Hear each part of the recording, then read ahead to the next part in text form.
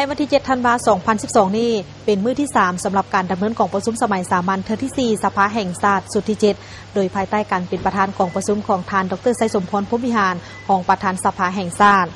ในเวลาของการดำเนินกองประชุมทานศาสตราจารย์ดร.บ่อเวียงคำวงศ์ดารารัฐมนตรีว่าการกระทรวงวิทยาศาสตร์และเทคโนโลยีได้เสนอเกี่ยวกับร่างกฎหมายว่าด้วยธุรกรรมทางอิเล็กทรอนิกส์ร่างกฎหมายฉบับนี้ประกอบมี10ภาค8หมวด55มาตราซึ่งได้กำหนดเกี่ยวกับจุดประสงค์กำหนดหลักการระเบียบการและมาตรการเกี่ยวกับการสร้างการนำใช้และการรับรู้ธุรกรรมทางอิเล็กทรอนิกส์เพื่อสร้างความเชื่อถือและความมั่นใจต่อกับธุรกรรมดังกล่าวแนใส่ปกป้องสิทธิและผลประโยชน์อันชอบธรรมของผู้ร่วมธุรกิจและผู้สมใช้ซึ่งธุรกรรมนี้แม้นได้เฮ็ดสัญญาการสนองและการนำใช้การบริการของรัฐเช่นการนำใช้ตู้ ATM การชำระสะสางผ่านระบบออนไลน์เป็นต้นก็แม้นได้กำหนดการรับรู้สัญญาและเอกสารทางอิเล็กทรอนิกส์การกำหนดที่มาและความรับผิดชอบต่อความที่เป็นข้อมูลเวลาวันและสถานที่ส่งและรับข้อมูลที่เป็นข้อมูลการนำใช้เอกสารเป็นหลักฐานมาตรการในการเก็บและรักษาเอกสารการนำใช้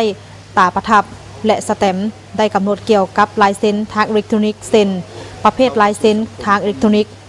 การนำใช้และการรับรู้ลายเซ็นทางอิเล็กทรอนิกส์รวมถึงการให้บริการยั่งยืนลายเซ็นการป้องกันและผลศักดิ์สิทธิ์ของลายเซ็นได้กำหนดเกี่ยวกับธุรกรรมทางอิเล็กทรอนิกส์ที่ได้นำใช้โดยองค์การรัฐเซ็นรูปแบบธุรกรรมและเอกสารทางอิเล็กทรอนิกส์กำหนดเกี่ยวกับสื่อกลางเซ็น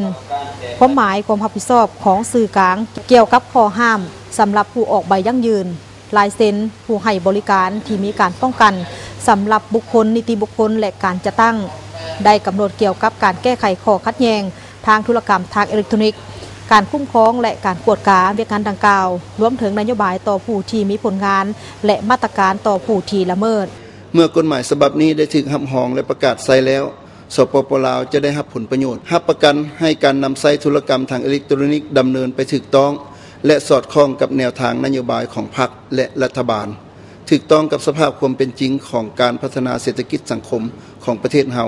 และหลักการของสนธิสัญญาและสัญญาสากลที่สปป.ลาวพวกเฮาเป็นประเทศภาคี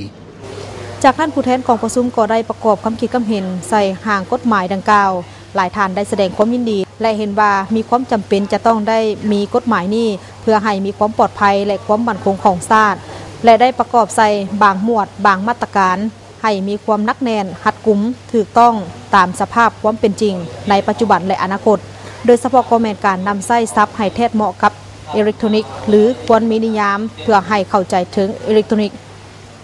ทั้งหมดนี้ก็คือรายละเอียดในวาระของการดำเนินกองประชุมสมัยสามัญเทื่อที่4สภาแห่งชาติสุดที่7ในภาคเช้าของมื้อที่3ในการดำเนินกองประชุมนี้ส่วนว่าความคืบหน้าในการดำเนินกองประชุมในภาคบ่ายจะมีขึ้นด้วยนั้นทีมข่าวโทรภาพแห่งชาติจะรายงานให้ท่านผู้ชมได้รับทราบเติมอีกแพงคันตีถ่ายภาพพนักงานสุธิพงษ์รายงานจากหอสภาแห่งชาติ